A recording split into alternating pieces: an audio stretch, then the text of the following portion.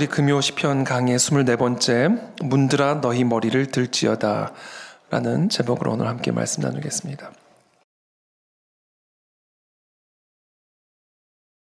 땅과 거기에 충만한 것과 세계와 그 가운데에 사는 자들은 다 여호와의 것이로다. 이 땅의 모든 것은 다 여호와의 것입니다. 여호와 하나님만이 온 세상의 주권자이십니다. 이 사실을 다시금 기억하는 것에서부터 우리의 기도는 시작이 될 수가 있습니다.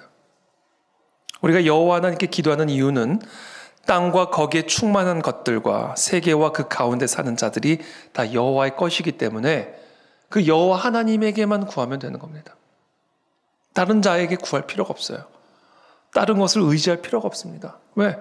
땅과 거기에 충만한 것, 세계와 그 가운데 사는 모든 자들이 다 여호와의 것이기 때문에 그 여호와 하나님 한 분에게만 나아가면 되는 겁니다.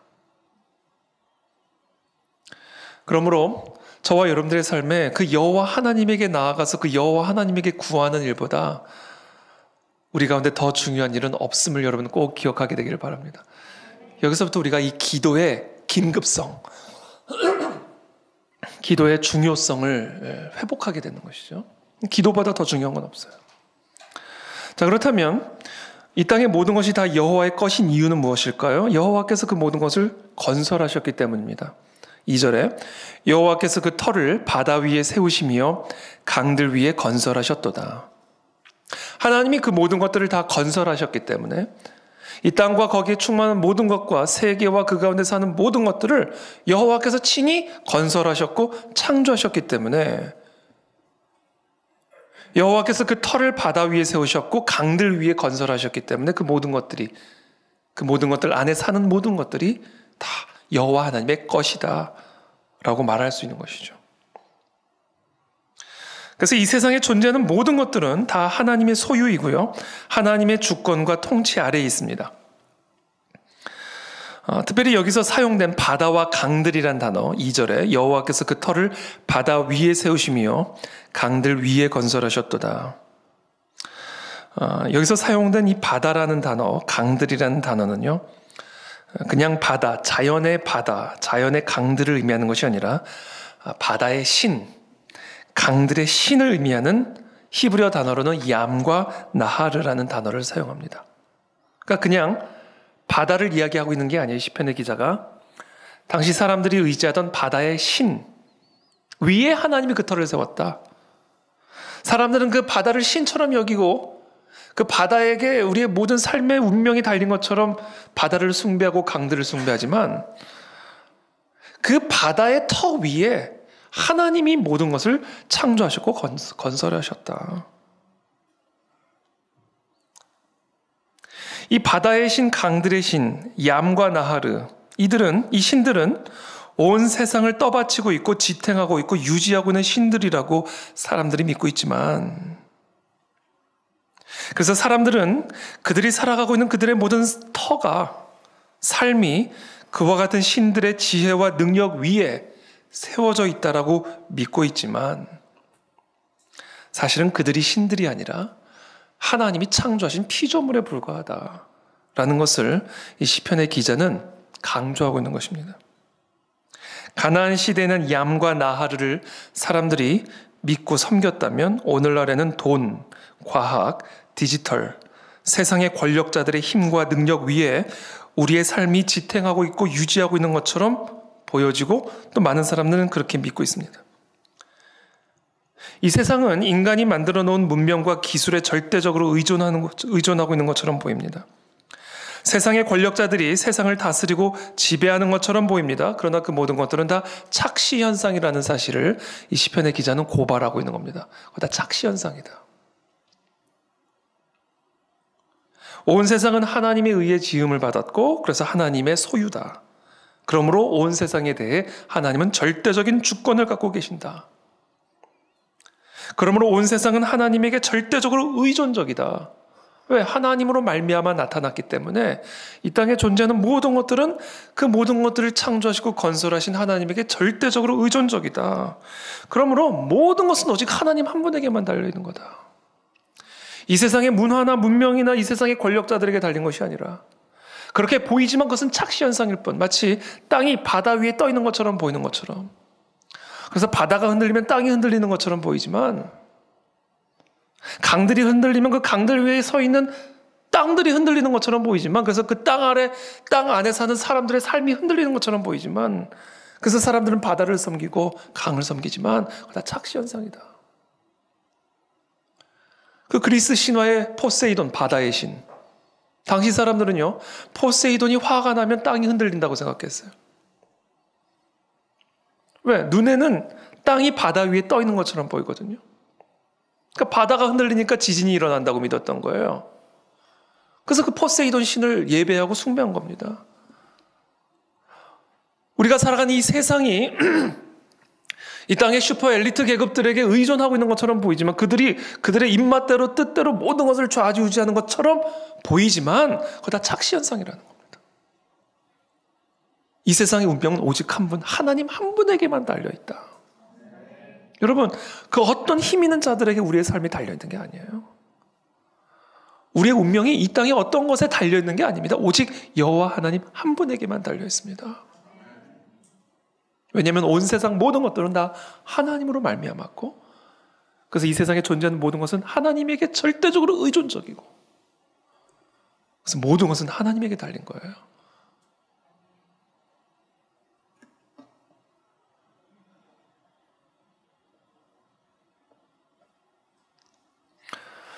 예수님과 제자들이 배를 타고 갈릴리 호수를 지날 때 심한 폭풍우가 불어닥쳐서 배가 뒤집힐 것 같은 그런 위기를 경험하죠. 그게 뭐예요?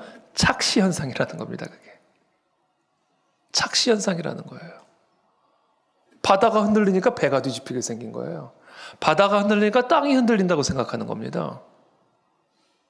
그 제자들이 그 배에 있다가 기겁을 해가지고 주무시고 계시던 예수님을 흔들어 깨우잖아요. 여러분 지금 우리의 삶들이 흔들리고 있습니까? 그것이 이 땅의 무엇 때문에, 이 땅의 누군가 때문에 흔들리고 있는 게 아니에요. 만약에 흔들리고 있다면 그건 하나님이 흔들고 계시기 때문이에요. 그래서 그것을 꾸짖고 잠재우실 수 있는 분도 오직 여호와 하나님 한 분이십니다.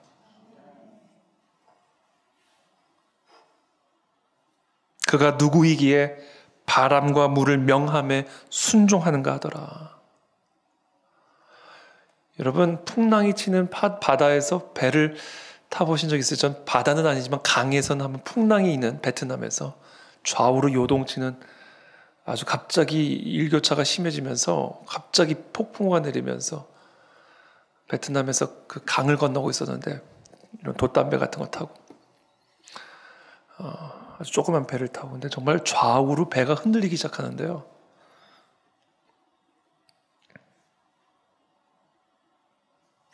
그 바람과 물을 꾸짖는다고 바람과 물이 듣습니까? 너 뭐야? 바람이 갑자기 멈춥니까? 그럴 수 있는 능력이 있으세요, 여러분? 근데 예수님이 그 바람과 물을 향하여 꾸짖으니까 잠잠해지는 거예요. 바람과 물은요, 예수님을 알아봅니다. 예수님에게 순종적이에요. 왠지 아세요? 예수님을 만드셨기 때문에 그래요. 그래서 그 바람과 물이 절대적으로 창조주에게 순종합니다. 그래서 공중에 나는 새 한 마리도 하나님이 허락해야 떨어지는 거예요. 왜? 온 세상 천지 만물의 모든 것들이 다 여호와의 것이고 여호와에게 순종하기 때문에. 그러니까 여러분 아무것도 우리가 의지할 것 없고 아무것도 바라볼 것 없어요. 그냥 여호와 하나님 한 분만 붙잡으면 다 되는 겁니다.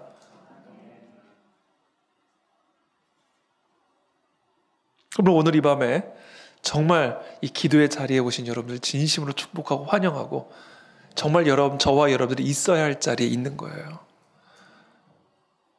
지금 어떤 시급하고 위기의 상황 가운데 있을지라도 아무리 지금 당장 해결해야 할 일들이 산적해 있다 할지라도 지금 저와 여러분들이 반드시 있어야 할 자리에 지금 있는 겁니다. 왜? 모든 게요 하나님에게 달려있는 것이기 때문에.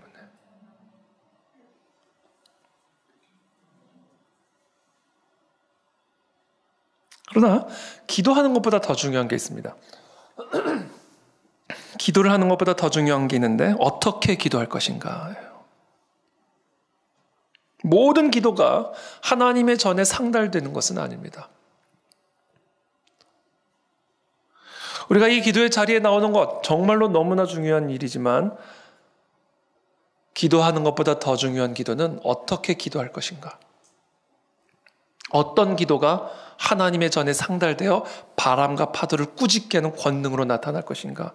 어떤 기도가 나병 환자의 기도와 같이 되어 우리의 모든 질병들을 치유하는 권능으로 나타날 것인가? 어떠한 기도가 백부장의 기도와 같이 되어 하인을 위해 중보하는 그 기도, 그들의 가정에, 그들의 삶에, 그들의 나라와 민족 가운데 간섭하여 하나님의 치유와 회복의 권능을 나타내는 기도가 될 것인가? 기도하는 것보다 더 중요한 것은 그 기도를 통하여 하나님의 권능을 경험하고 맛보는 기도가 되어야죠.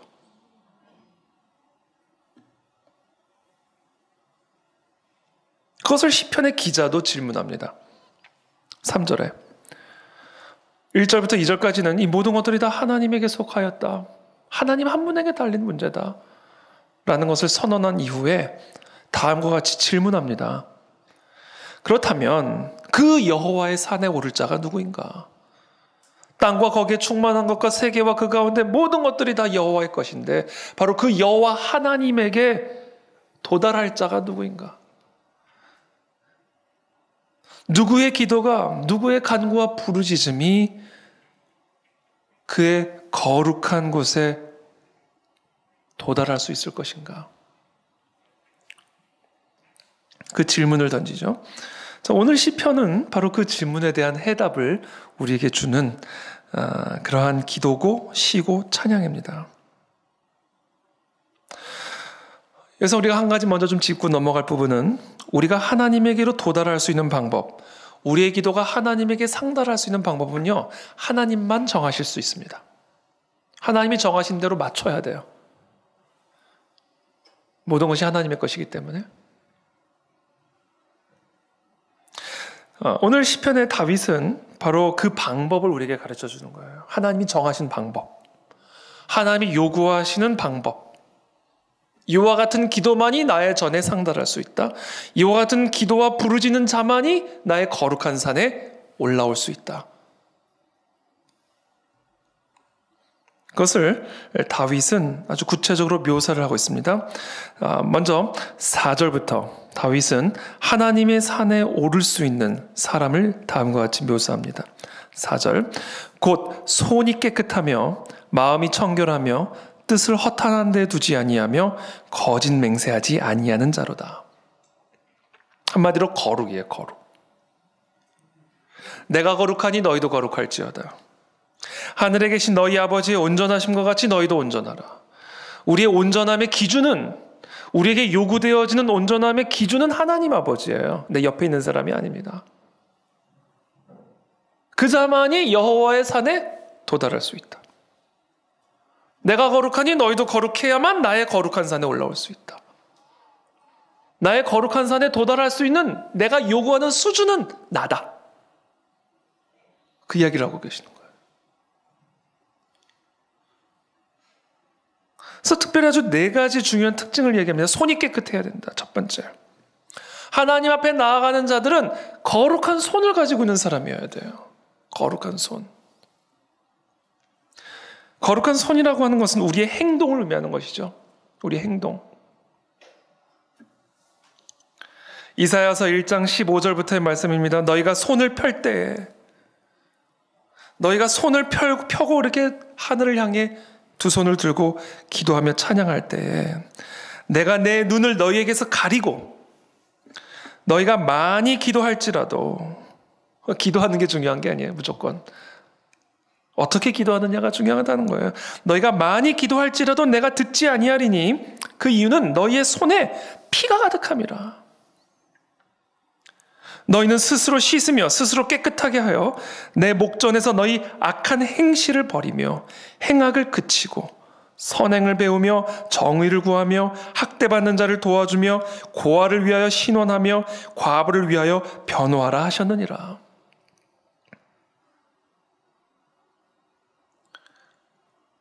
그러니까 기도하기 전에 먼저 과부를 도와주고 오라는 겁니다. 기도하기 전에 너희의 악한 행실들을 버리고 행악을 그치고 학대받는 자들을 먼저 도와주라는 거예요. 고아들을 도와주라는 겁니다. 정의를 구하라는 겁니다. 그래서 너희 손에 묻은 피부터 씻어내라. 이 말씀을 보면요, 우리가 직접 과부와 고아를 학대를 하지 않았더라도 학대받는 고아와 과부를 구제하지 않으면 그게 우리의 손에 피를 묻히는 거나 마찬가지다. 지극히 작은 자에게 하지 않은 일이 곧 나에게 하지 않은 것이다. 그래서 우리가 우리의 기도가 응답받기 위해서 우리 교회의 이 간구와 부르짖음이 정말 능력 있는, 정말 우리의 간구와 부르짖음이 우리의 예배가 하나님의 전에 상달되어지는 예배가 되고 기도가 되기 위해서는요, 구제가 선행이 되어야 됩니다. 구제가 선행이 되어야 되고 병행이 되어야 됩니다.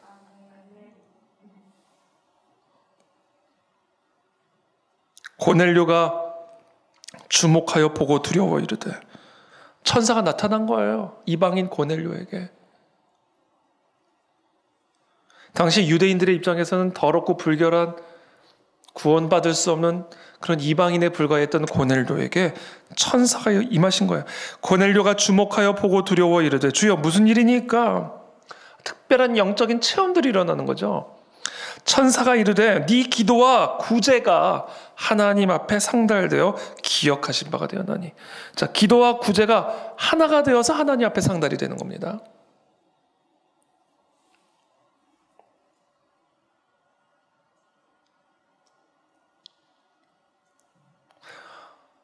우리가 이 하나님의 거룩한 전에 들어가기 위해서 우리의 기도가 하나님의 전에 상달되어서 치유의 능력, 회복의 권능, 하나님의 전능하신 권능을 누리는 하나님의 산에 서는 거룩한 자들이 되기 위해서 우리의 손에 묻은 피가 씻김을 받고 구제와 선행을 통하여 하나님의 전에 나아갈 수 있다라는 것을 오늘 시편의 기자는 우리에게 가르쳐주고 있습니다.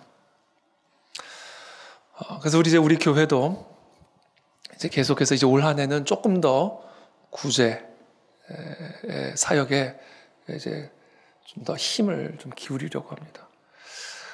근데 사실 이 구제 사역을 참 지혜롭게 할 필요가 있어요. 지혜롭게. 그런데 또 제가 제 자신을 보는 거예요. 너무 조심해서 섬길 구제를 하려니까 구제가 안 돼. 왜냐하면 꼭 필요한 사람들 도와주고 싶고, 그리고 이 도와주는 게 가급적이면 열매를 맺을 수 있는 구제가 되면 참 좋겠다라는 생각을 저 자신이 하다 보니까 자꾸 계산적이 되는 것 같아요. 계산적이. 그래서 계산하지 말고 필요한 사람 있으면 줘야 되겠구나. 필요한 사람을 보내주시면 그냥 도와줘야 되겠구나. 물론 그 가운데 우리가 지혜를 구하고 하나님의 인도하심을 구하겠지만, 우리가 이 구제하는 교회가 될 때 우리의 기도는 하나님의 전에 더 강력하게 상달이 될 것이고, 고넬료가 경험한 이 신비로운 영적 체험을 우리의 예배 가운데, 우리 성도님들의 삶 가운데, 가정 가운데 경험되어 줄 겁니다.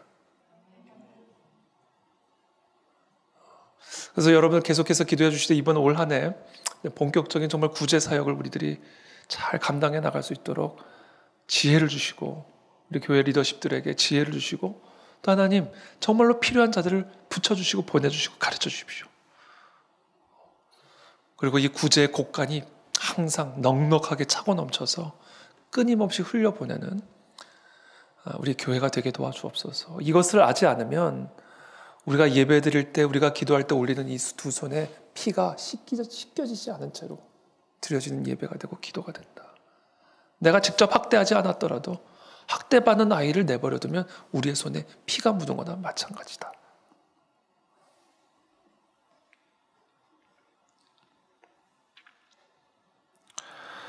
순결한 손과 함께 반드시 필요한 게 청결한 마음이 있어야 돼요. 청결한 마음. 이 겉으로 깨끗한 것으로는 충분하지 않습니다. 내면이 깨끗해야 된다. 만물보다 거짓되고 힘이 부패한 것이 우리의 마음이다. 문제는요, 마음이에요. 만물이 부패한 게요, 다 사람들의 마음이 부패했기 때문에 그런 겁니다. 사람들의 마음이 부패했기 때문에 천하 만물이 다 부패해지는 겁니다. 그러니까 사람들의 마음이 새로워지면 만물은 저절로 새로워져요. 그래서 어느 곳이나 어느 나라나 영적인 각성과 부흥이 일어나면서 사람들의 이 부패한 심령이 성령으로 거듭날 때 가정이 변화되기 시작하고 정치가 변화되기 시작하고 문화가 변화되기 시작하는 거예요. 그래서 모든 회복은요, 한 영혼 한 영혼 마음의 변화, 성령의 거듭남으로 말미암는다.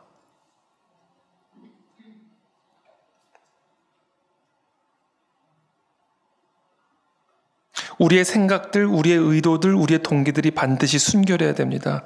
좋은 일을 좋은 의도를 가지고 해야 돼요.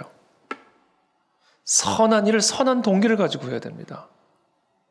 그래서 우리는 어떤 행위에만 집중할 것이 아니라 왜 우리가 그걸 하는가? 우리의 생각, 우리의 마음의 동기들을 정말로 청결하고 정결하고 거룩하게 하나님 보시기에 합당한 동기로 항상 조정하고 교정하고 씻어내야 됩니다.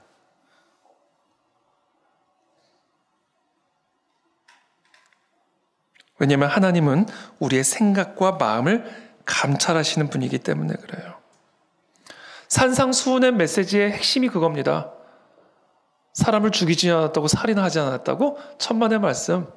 나가라, 미련한 자라 하는 자마다 다 이미 형제를 살인한 자들이다. 뭐예요? 마음의 상태로부터 살인은 시작이 된다.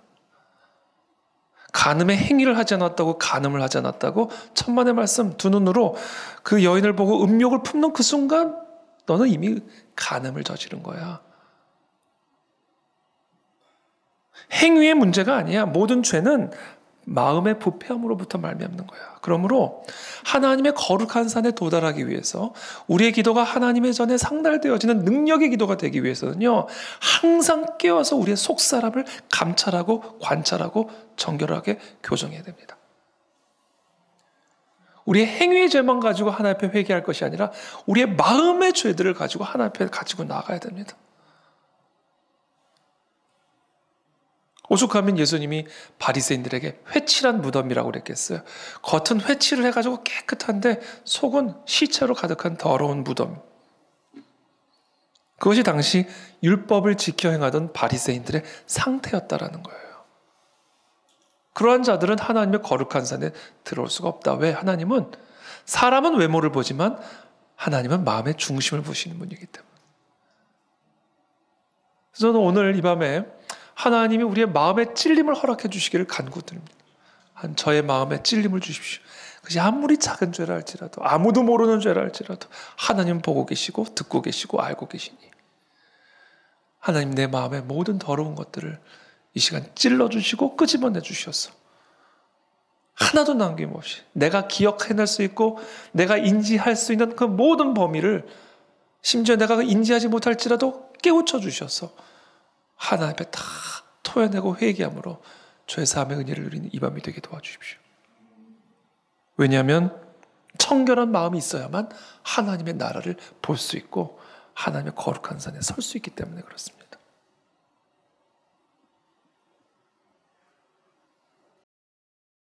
그래서 제가 습관이 있어요. 길을 걷다가도 이래요. 길을 걷다가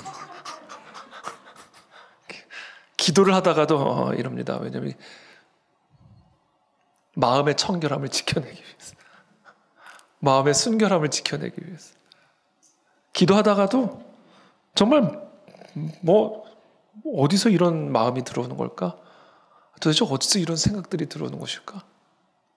제 마음과 생각을 더럽히는 것들이 끊임없이 들어옵니다. 그것이 시기든 미움이든 분노든 음란이든 뭐든 끊임없이 나의 마음과 생각을 더럽히는 것들이 우리의 마음속으로 끊임없이 들어요. 왜? 우리의 마음 자체가 부패해 있기 때문에 그래요.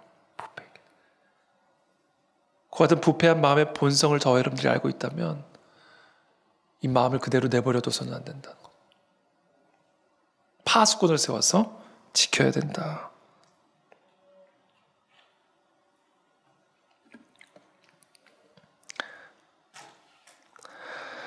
세 번째, 또 뜻을 허탄한 데 두지 아니하며, 뜻을 허탄한 데 두지 아니하며. 이것은 지금 한글 성경만을 보면 이게 정확한 의미가 분명하지 않은데, 원어 보면 성경 그 히브리 성경 원어를 보면요, 이게 우상 숭배를 의미하는 단어입니다. 뜻을, 마음을 허탄한 데 둔다. 이 허탄한 게 우상이에요. 모든 게 다 하나님의 것인데 엉뚱한 데 가서 빌고 있는 거예요. 이렇게 허탄한 데 뜻을 두는 겁니다. 아니, 모든 것이 하나님의 손에 달려있는 문제인데 사람 찾아가지고 손 벌리고 있는 거예요. 이게 뜻을 허탈한 데 두는 거예요. 자신의 지혜를 의지하고 자신의 능력을 의지하고 있는 거예요. 하루아침에 먼지같이 변할 수 있는 존재가 난데, 느부갓네살처럼 하루아침에 짐승의 마음을 품고 야생으로 내려가 이슬을 먹고 사는 존재가 인간인데, 그런 인간의 지혜를 의지하고 그런 인간의 능력을 의지하고 그런 인간의 시야를 의지하고 있는 거예요. 그게 뜻을 허탄한데, 허무한 데 두는 겁니다.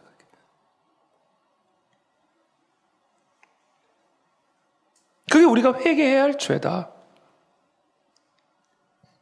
네 번째, 거짓 맹세, 거짓말이죠.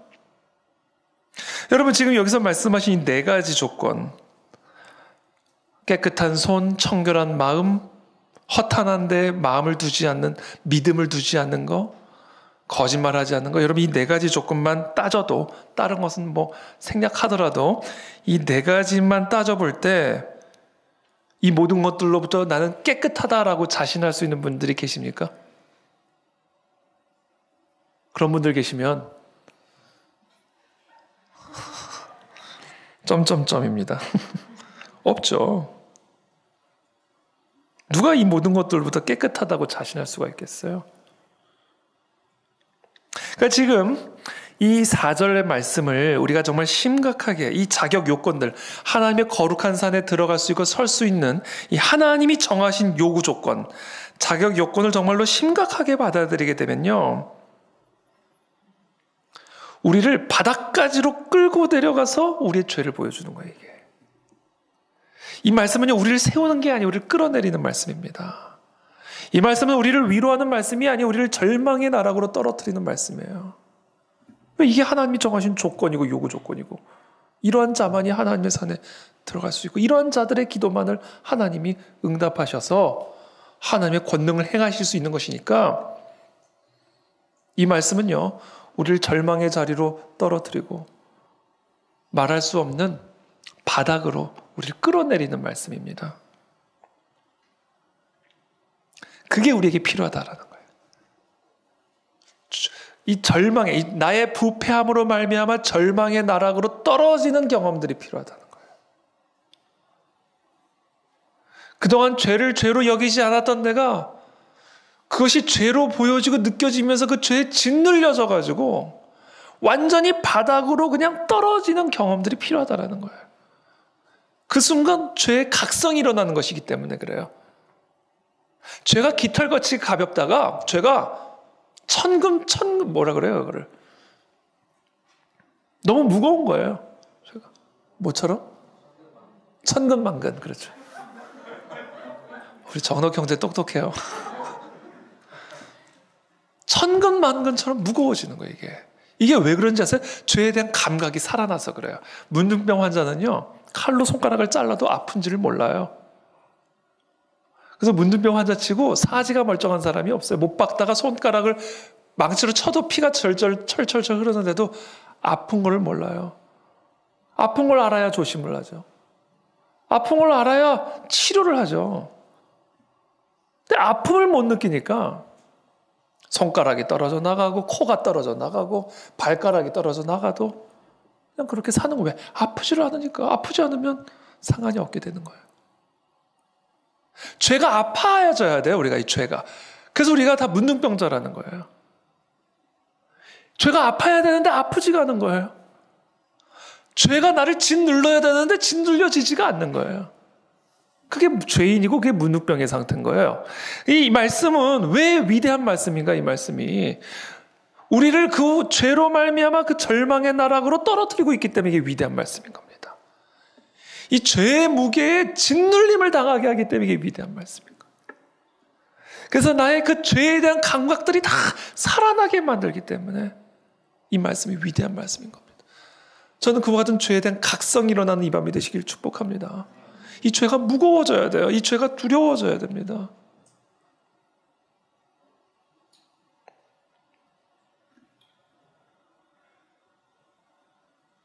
그래서 저는 오늘 기도합니다. 무엇보다도 먼저 하나님의 산에 거룩한 그 산에 서기 위해서 우리가 그 하나님에게 기도하고 그 기도가 하나님의 전에 상달되기 위해서 먼저 저와 여러분들이 구해야 할 게 있습니다. 주님, 나의 죄에 대한 각성이 일어나게 도와주십시오.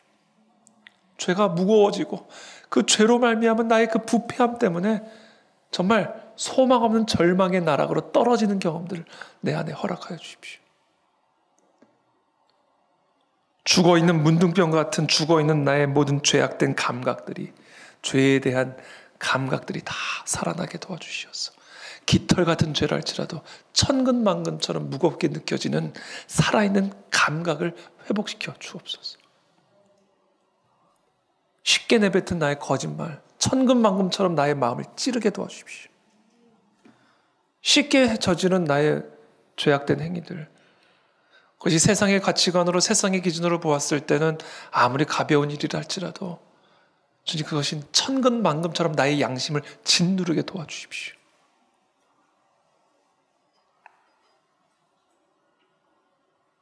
그때 복음이 되는 겁니다, 여러분. 왜 세상 사람들에게 복음이 아닌 줄 아세요? 죄를 죄로 여기지 않기 때문에 복음이 필요 없는 거예요. 죄를 죄로 여겨야 죄 사함의 은혜를 은혜로 받아들이죠. 그래야 감격이 오죠. 나 같은 죄인을. 정말 부패한 마음으로, 부패한 본성 때문에 저 죄악된 절망의 나락에서 끊임없이 살아갈 수밖에 없는 나 같은 죄인을 주님이 살리셨다. 회복하셨다. 그 모든 죄값을 예수님이 대신 담당하셨다. 이게 은혜가 되려면요. 이게 정말 은혜가 되려면, 그래서 감격이 넘쳐나기 위해서는, 그래서 그 주님을 찬양하고 예배하는 진정한 예배가 살아나기 위해서는요. 뭐부터 시작이 된다고요? 죽어있는 나의 죄에 대한 감각이 살아나는 것부터 시작이 된다. 그래서 모든 은혜는 죽어있던 죄가 살아나는 것에서부터 시작이 됩니다.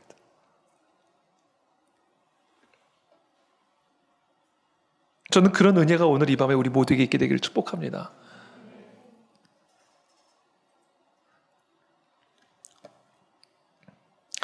자, 그래서 4절은 정말 절망적인 소식을 우리에게 전달해 주는 거예요. 못 들어가 너희는 이야기를 해주는 거예요. 아무리 기도해도 너희들의 기도는 하나님의 거룩한 전에 상달될 수가 없어. 왜냐하면 손이 깨끗한 사람이 없고 마음이 청결한 사람이 없고 뜻을 허탄한 데 두지 않는 사람이 없고 거짓말하지 않는 사람들이 없으니까. 자, 이 말씀은 우리를 절망의 나락으로 떨어뜨리는데 그 절망의 나락으로 떨어뜨림과 동시에 놀라운 소식을 우리에게 전해주고 있습니다. 5절의 말씀이에요. 4절부터 다시 한번 읽을게요. 곧 손이 깨끗하며 마음이 청결하며 뜻을 허탄한 데 두지 아니하며 거짓 맹세하지 아니하는 자로다. 그는 여호와께 복을 받고 구원의 하나님께 의를 얻으리니. 제가 이 말씀을 묵상하는 순간 그가 누구일까?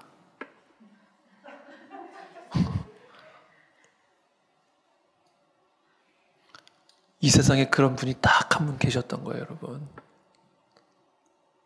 아무도 없는데 딱 한 분이 계셨던 겁니다, 이게.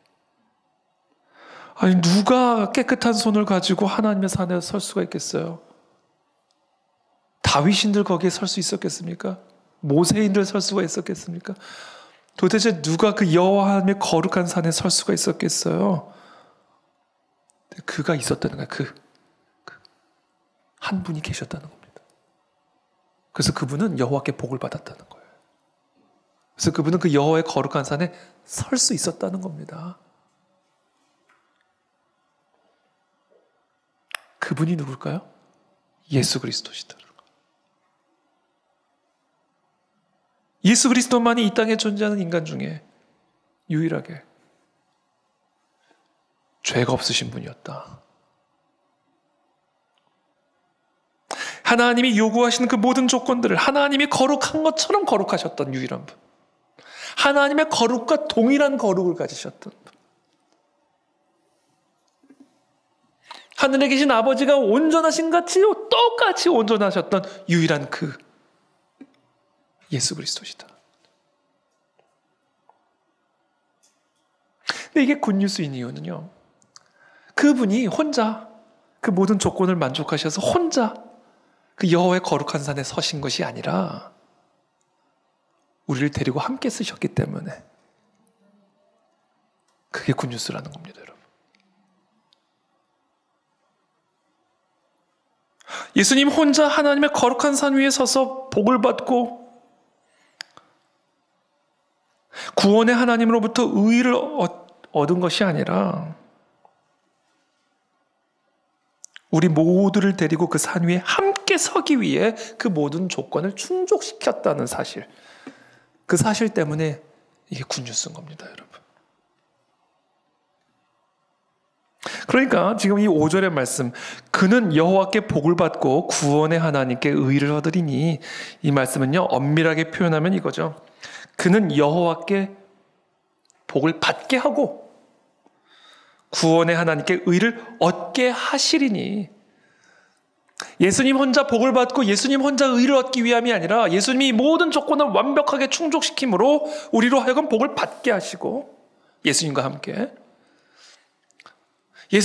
그 의를 얻게 하시기 위해 이 땅에 오셔서 이 모든 조건을 우리를 대신하여 만족시키셨기 때문에 오늘 시편의 다윗은 성령의 영감을 받아 우리를 저 절망의 나락으로 떨어뜨린 다음에 그 예수 그리스도 한 분 때문에 우리 모두가 다 하나님의 거룩한 산에 설 수 있게 되었음을 예표하고 있고 예언하고 있고 선언하고 있는 겁니다.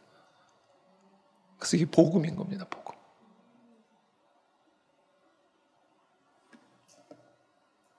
고린도후서 5장 21절의 말씀이죠. 하나님이 죄를 알지도 못하신 이를 우리를 대신하여 죄로 삼으신 것은 우리로 하여금 그 안에서 하나님의 의가 되게 하려 하심이라. 그 안에서 하나님의 의가 되게 하시기 위해서 하나님이 죄를 알지도 못하시는 그를 이 땅에 죄인의 모양으로 오게 하셨다.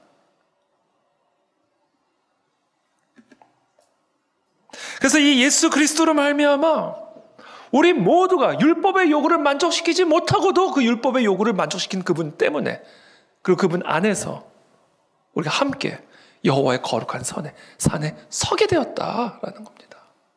그래서 이게 복음이에요, 복음.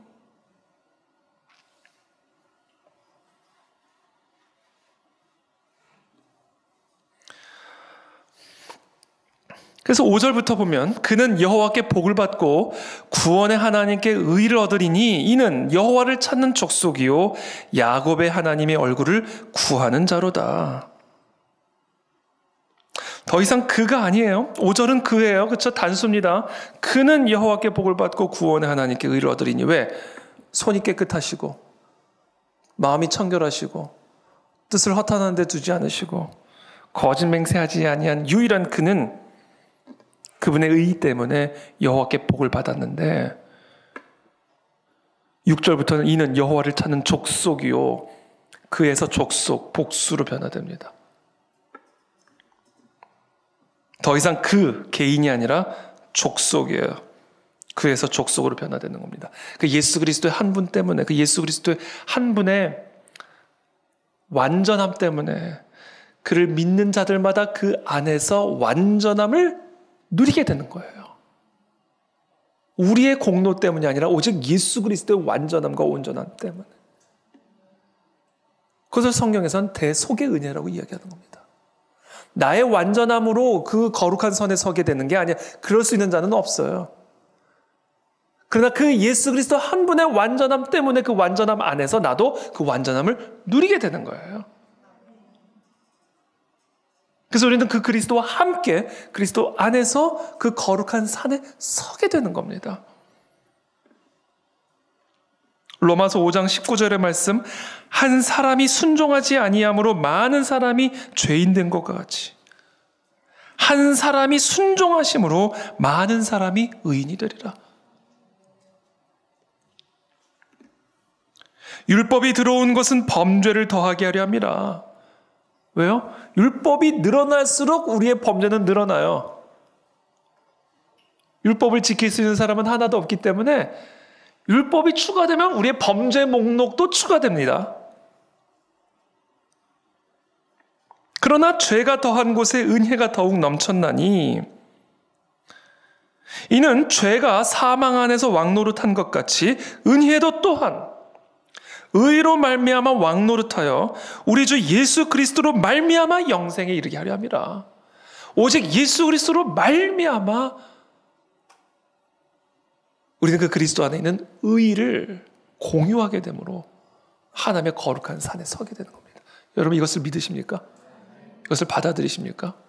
그러면 저와 여러분들이 어떠한 죄인이라 할지라도 오직 우리는 예수 그리스도의 보혈의 은혜로 말미암아 완전함을 얻게 되는 거예요. 하늘에 계신 아버지가 완전하신 것처럼 나도 완전해지는 거예요. 무엇으로 말미암아? 예수 그리스도의 보혈의 피로 말미암아. 그 대속의 은혜로 말미암아. 저는 오늘 이 밤에 그것은 대속의 은혜와 자유함을 누리게 되기를 축복합니다.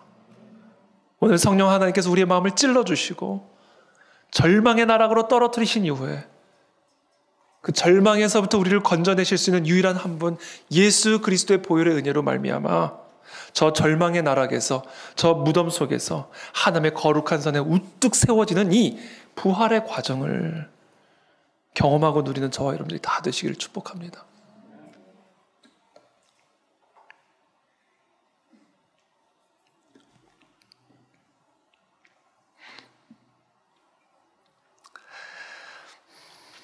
그래서 우리는 이제 이 세 가지를 앞으로 해야 됩니다. 오늘 저와 여러분들이 이걸 해야 돼요. 첫 번째, 지금 말씀드린 것처럼 예수 그리스도의 피로 덮어버리십시오. 예수 그리스도의 피로 죄 사함의 은혜를 누리십시오. 예수 그리스도의 피로 죄 사함을 누린다는 얘기는요, 여러분들의 죄가 아무리 주홍빛 같은 죄라 할지라도 그리스도의 보혈이 그 모든 주홍빛 같은 죄를 깨끗이 씻어낸다라는 사실을 받아들이셔야 돼요. 더 이상 죄책감과 수치심에 묶여 있어서는 안 됩니다. 왜? 그리스도의 은혜가 내게 그대로 전가가 되었기 때문에. 그래서 나의 의는요, 하나님의 의와 같은 게 됐어요. 오직 은혜로 말미암아.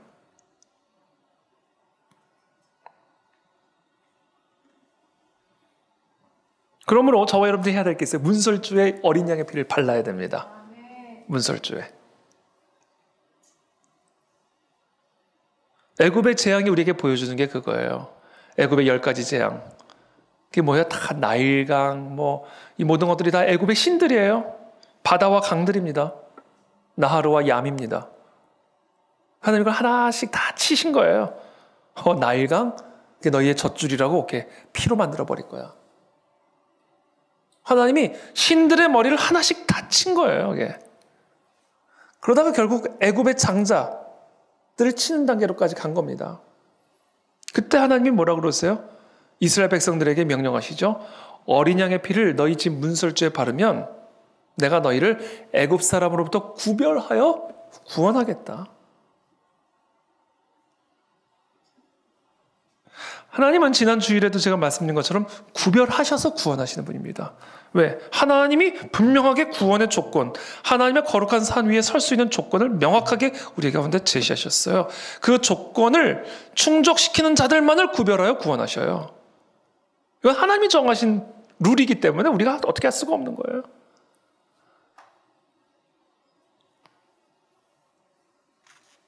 근데 사람이 그 하나님이 정하신 조건을 다 충족시킬 수 없으니 어린 양의 유월절 피를 문설주에 바르면 지나가겠다. 어린 양의 피로 다 덮어버리겠다. 그래서 나의 의를 너희들에게 다 전가시키겠다. 이게 유월절의 어린 양의 피입니다. 그러므로 저와 여러분들이 오늘 해야 될 일이 있어요.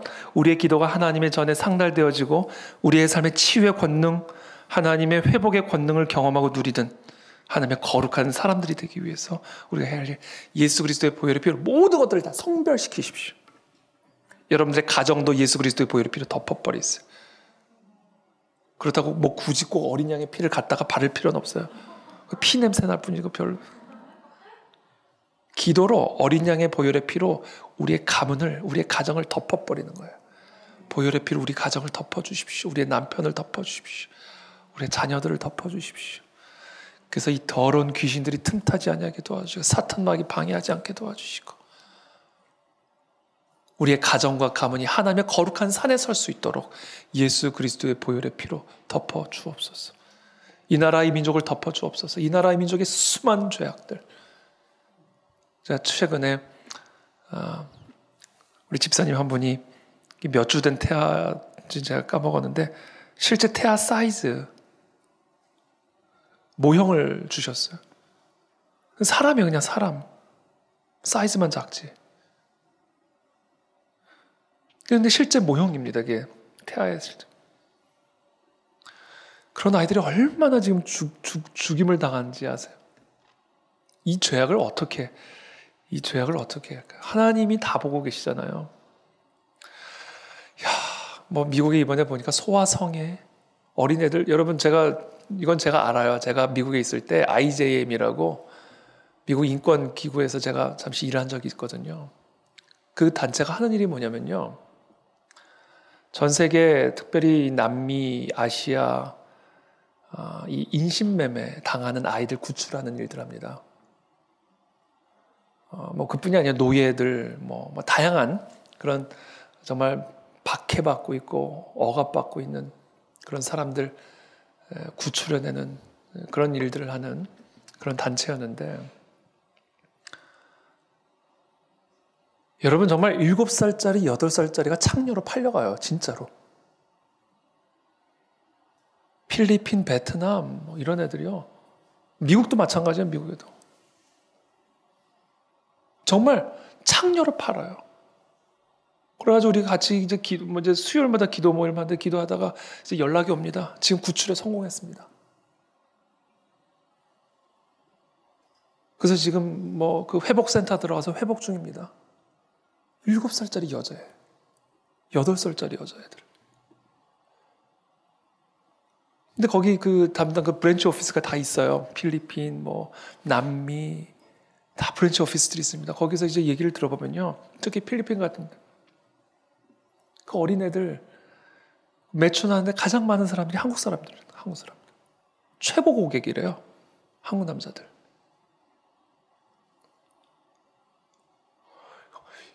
저는 정말 이 하나님은 다 보고 계시잖아요. 지금. 저 위에 있는 힘 있는 사람들이 어떤 더러운 죄악들을 저지르고 있는지 하나님 다 보고 계시잖아요. 그걸 예수 그리스도의 보혈의 피로 덮어야 돼요. 덮어요. 그래서 심판받을 자들은 심판받게 도와주시고, 그리고 죄악의 올무에 묶여있는 자들 해방시켜 주시고, 이 예수 그리스도의 보혈의 피로 우리 나라와 민족과 열방의 문설주에 이 피를 발라야 됩니다. 여러분, 우리가 보고 있는 세상보다 이 세상은 훨씬 더 악하고 더럽고 추악합니다. 근데 그걸 하나님은 다 알고 계시잖아요. 보고 계시잖아요.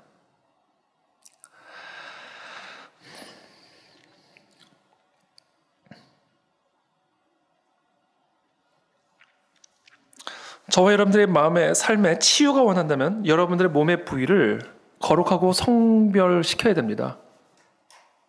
거룩하게 구별을 시켜야 돼요. 그래 병이 떠나죠.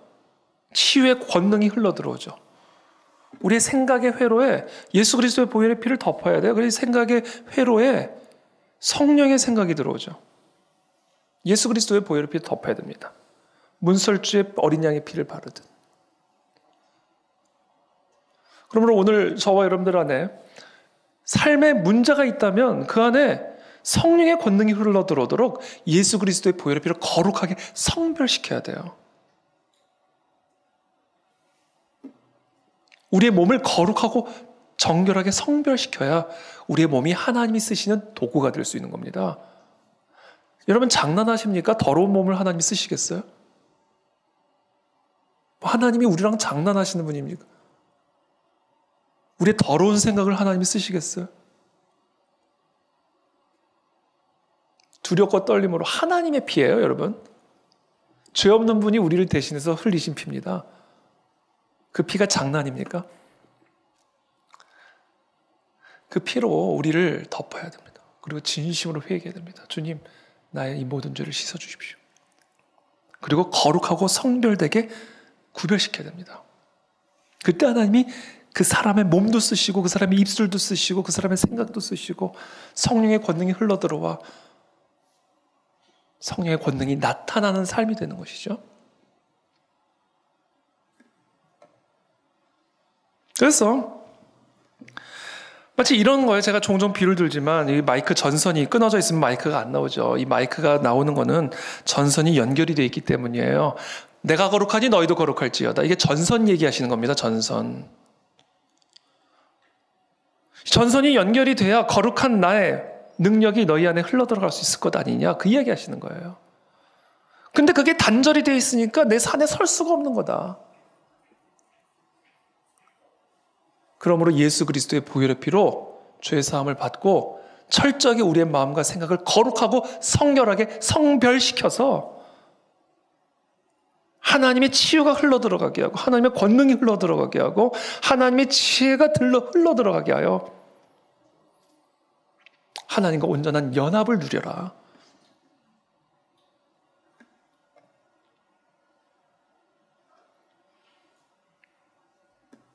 그래서 이 예수 그리스도의 보혈의 피로 우리를 덮는 것, 성별시키는 것, 나의 모든 더러운 죄들을 씻고 예수 그리스도의 보혈 앞에 진심으로 회개함으로 그 보혈의 피를 의지하여 죄 사함을 누리는 이 성별은 하나님의 보호와 하나님의 공급이 흘러들어오기 앞서서 가장 먼저 점검해야 그게. 마이크가 지금 작동이 안 되면 전선이 연결되어 있는지를 확인해야 되는 겁니다. 제가 설교를 준비를 할 때 딱 책상에 앉자마자 이렇게 치면 얼마나 좋겠어요. 랄랄랄랄랄랄. 그냥 앉기만 하면 하루에 100편도 설교하죠. 근데 설교 한 편을 준비하게 성령의 영감이 나의 마음과 생각을 다스리고 점령하여 하나님이 쓰실 수 있는 상태가 되기 위해서는요. 컴퓨터 자판기가 필요한 게 아니에요. 불부터 꺼야 돼요. 불부터. 조용한 찬양의 음악과 함께 하나님의 깊은 임재로 들어가서 나의 생각을 다시 그리스도의 보혈의 피로 성별시키고 나의 입술을 그리스도의 보혈의 피로 성별시키고 나의 손과 나의 모든 것들을 예수 그리스도의 보혈의 피로 한번 다 덮고 조율할 것 조율하고 회개할 것 회개하고 그와 같이 하나님과 온전히 조율된 상태에서 나의 영이 그래서 그 거룩하신 하나님의 산에 선 상태에서 하나님의 능력이 나를 통해서 흘러나올 수 있는 것이고 하나님의 말씀이 나를 통해서 대언되어질 수 있는 것이지 컴퓨터 자판기 가지고 설교 준비하는 게 아니잖아요.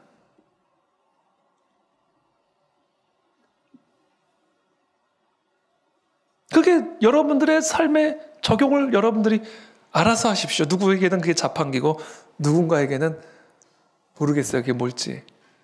예. 이게 설교 준비만 그런 게 아니잖아요. 여호와께서 모세에게 이르시되 출애굽기 19장 9절의 말씀입니다. 여호와께서 모세에게 이르시되 너는 백성에게로 가서 오늘과 내일 그들을 성결하게 하며 그들에게 옷을 빨게 하고 준비하게 하여 셋째 날을 기다리게 하라. 이는 셋째 날에 나 여호와가 온 백성의 목전에서 시내 산에 강림할 것이니. 하나님의 능력이 우리 가운데 강림하기 위해서 먼저 요구하시는 것 성별입니다. 거룩하게 구별되는 거예요. 여호수아서 3장 4절의 말씀입니다. 너희는 자신을 성결하게 하라. 여호와께서 내일 너희 가운데 기이한 일들을 행하시리라. 여러분 정말 기이한 일들을 경험하기를 원하십니까? 그러면 그 거룩하신 하나님에게 저와 여러분들이 온전히 연결이 돼야 됩니다. 어떻게 연결될까요? 하나님이 거룩하신 것처럼 나도 거룩해져야 돼. 예수 그리스도의 보혈의 피로 거룩하게 성별이 돼야 됩니다. 그러면 오늘 우리가 함께 할 일은 예수 그리스도의 보혈의 피로 우리의 삶을 덮어주시고 문설주에 우리 가정의 문설주에 보혈의 피를 바르고 그래서 하나님의 권능과 우리가 연결되어지게 되기를 축복합니다.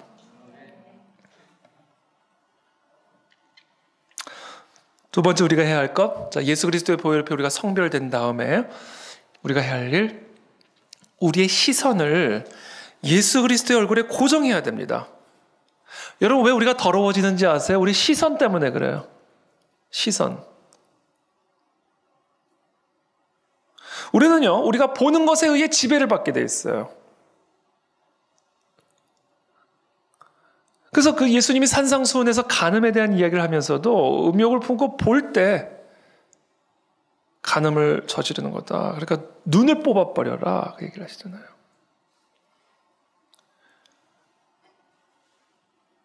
그래서 마귀가요, 이 사람의 눈을 빼앗으면요, 사람의 마음도 빼앗고요, 관점도 빼앗고요, 생각도 뺏고 다 뺏을 수 있어요. 이 눈만 딱 잡으면 그 사람의 영혼부터 생각부터 모든 것을 다 잡을 수 있습니다.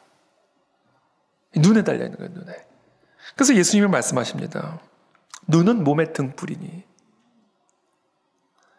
그러므로 네 눈이 성하면 온몸이 밝을 것이요.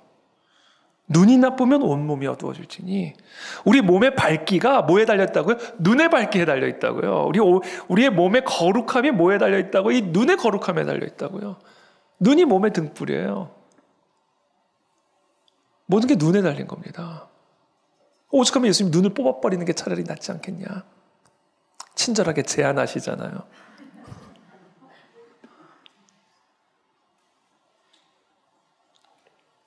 그러므로 우리가 거룩하게 성별되기 위해서는요, 우리의 눈을 지켜야 돼요. 눈을 지켜야 돼요. 그래서 어쩌면 정말 두 눈을 뽑고 천국에 들어가는 것이 두 눈을 갖고 지옥에 들어가는 것보다 나을 수 있어요. 천국과 지옥행을 무엇이 결정한다고요? 눈이 결정하는 거예요, 눈이. 보기에 좋고 먹음직스러워서 먹어.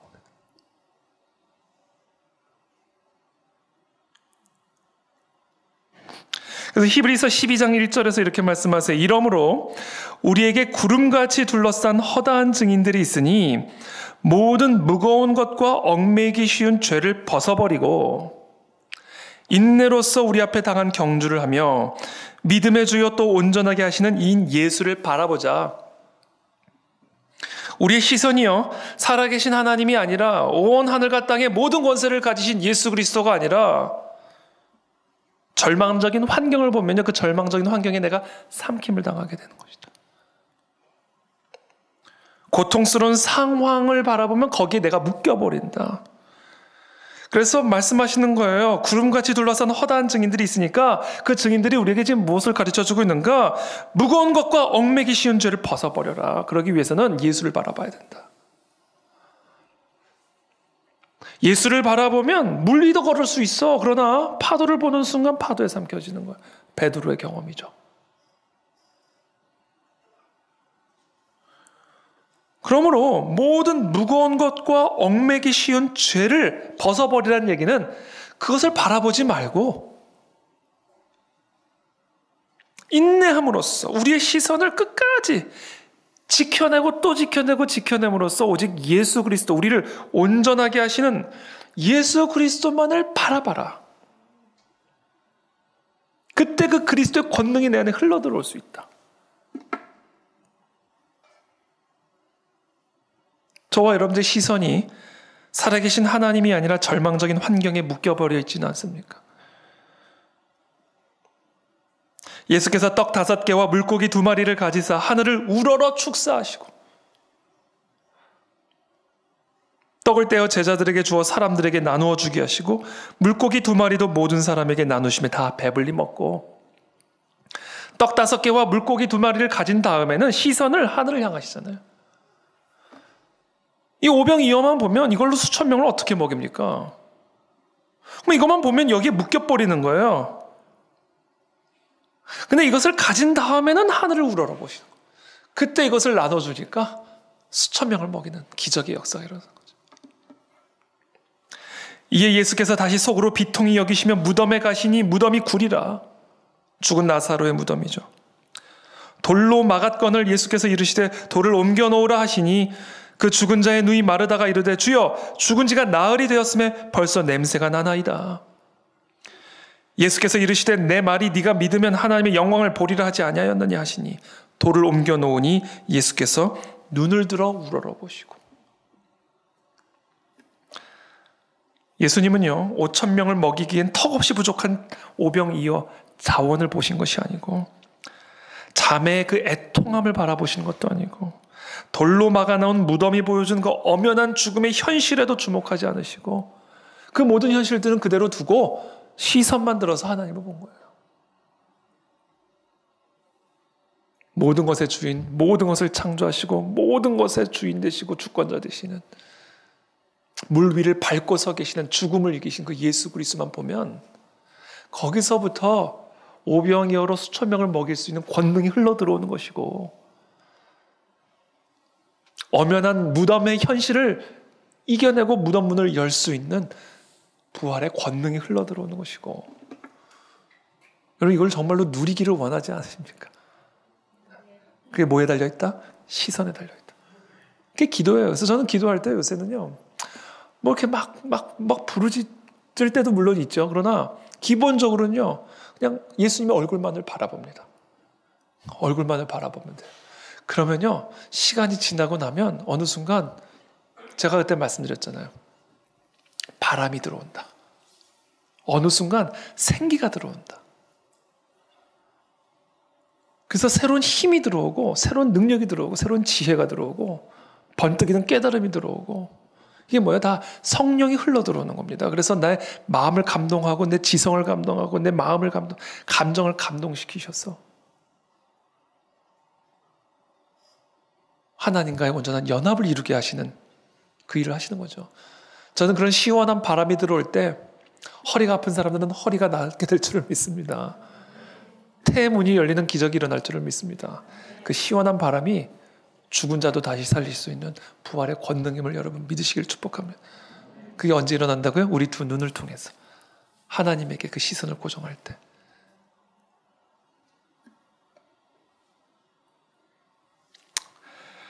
그때 마지막으로 우리는 예수 그리스도의 이름의 권세를 의지하여 기도할 수 있는 권능을 갖게 되는 겁니다.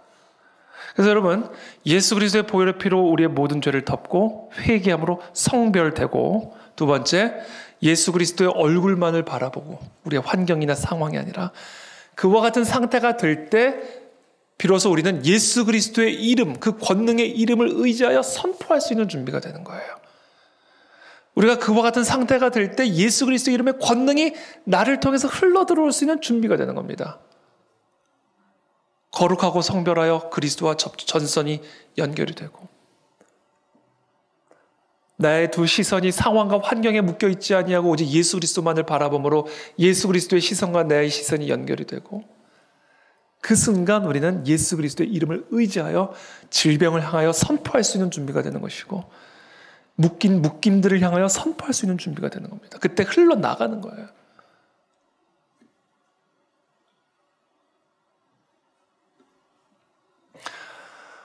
예수 그리스도의 권능의 이름의 권세를 믿으시기를 축복합니다.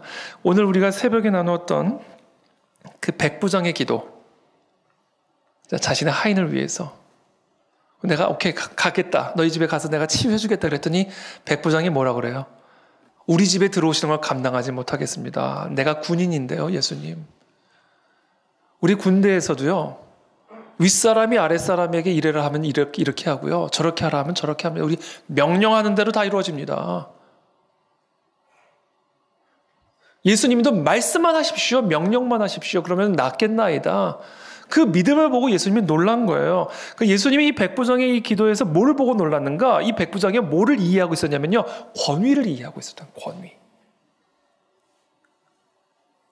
모든 것을 창조하시고 모든 것의 주인 되셔서 모든 것의 주권자 되신 그분의 권위를 이해하고 있었던 겁니다.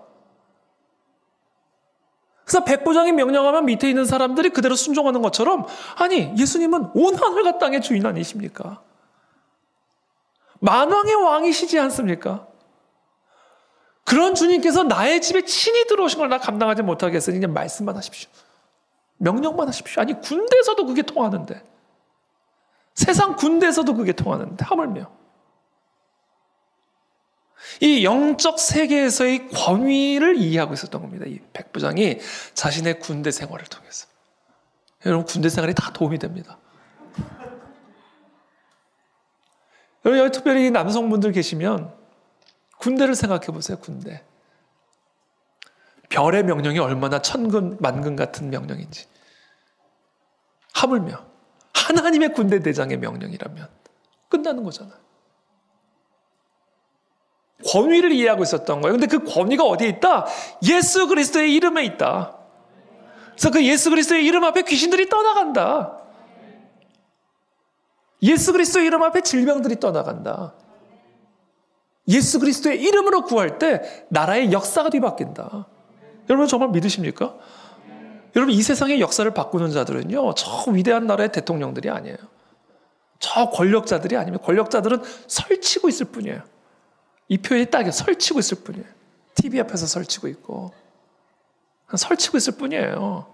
진짜 이 세상의 역사를 바꾸는 자들은요, 예수 그리스도의 이름에 권위를 의지하여 부르짖는 하나님의 사람들을 통해서 이 세상의 역사들은 바뀌는 거예요. 왜? 아니 모든 권세가 예수 그리스도에게 있으니까 다른 사람들한테 갈 필요가 없어요. 그거를 백부장이 이해하고 있었던 겁니다. 그래서 예수님이 놀라신 거예요. 이만한 믿음을 내가 본 일이 없다. 어떻게 이거를 이해하고 있느냐.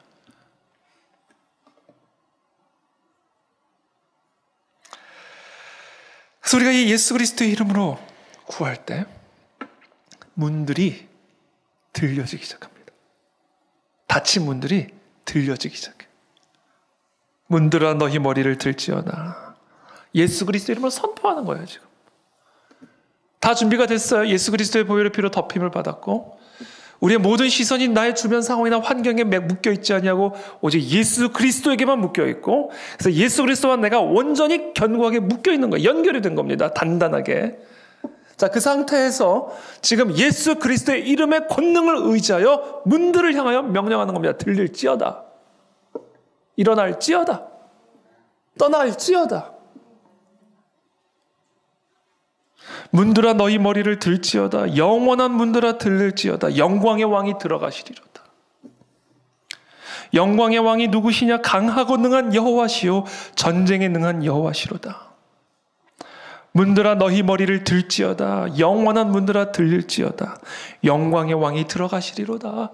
이 찬양이에요. 찬양. 문들이 다 열리는 거예요. 예수 그리스도의 이름으로 기도를 하면, 선포를 하면 문들이 다 들어가는 거예요. 열리는 겁니다. 영광의 왕이 들어가시는 그 자리에 막힘이 없어진다. 모든 것들이 열린다. 모든 것들이 들려진다. 영광의 왕이 들어가신다.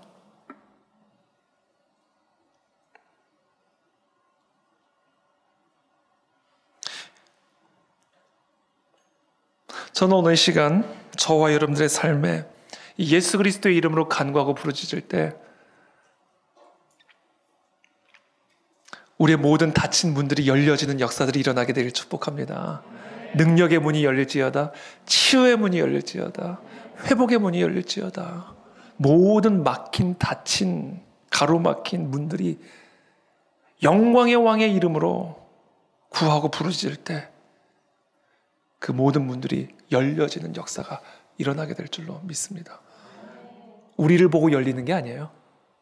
우리가 의지하는 그리스도의 의, 우리가 의지하는 예수 그리스도의 이름의 권능을 보고 열리는 겁니다. 그러므로 오늘 이 새벽이 아니라 지금 몇 시에? 10시죠? 저한테는 새벽이에요. 이 밤에 우리가 이 예수 그리스도의 이름의 권능을 의지해서 모든 닫힌 문들을 향하여 외치게 되기를 축복합니다. 그것이 개인의 문이든 나라와 민족의 문이든 세계의 문이든 영적 세계의 문이든 오늘 이 시간 먼저 예수 그리스도의 보혈 우리를 성별시키고 우리의 두 시선을 오직 예수 그리스도에게만 집중시키므로 예수 그리스도의 이름의 권능을 의지하여 문들아 일어날지어다. 들릴지어다. 열릴지어다. 그와 같은 기도의 권능을 경험하고 누리는 우리 모두가 되시기를 예수 그리스도의 이름으로 축복합니다.